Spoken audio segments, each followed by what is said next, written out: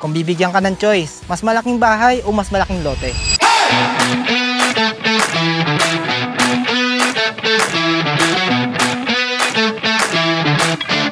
Mas marami kasi sa atin kapag tumitingin ng bahay. Unang tinatanong agad, ilang bedrooms? Gaano kalaki ang floor area? Pero minsan, may mas importante pa pala. Ito ang Linea Single Attached ng Richdale West Residence. May 100 square meter lot area at 77.25 square meter floor area. At sa unang tingin, maganda na talaga siya. Single attached, mas may privacy, mas may natural light, at mas may breathing space kumpara sa typical townhouse. Pero habang tinitingnan ko ito, na-realize ko na hindi yung floor area ang pinakamalaking advantage niya. Yung 100 square meter lot kasi ang bahay pwede mong ipa-renovate, pwede mong palakihin, pwede mong baguhin. Pero yung lote, hindi mo na mapapalawak pagkatapos mong mabili. Imagine having extra space para sa garden, outdoor dining, play area ng mga bata, o kahit future expansion ng bahay. At dagdag pa dyan, may clubhouse, basketball court, open green space, playground, at tree house sa loob ng community. Kaya kung family home ang hanap mo, ito yung klase na property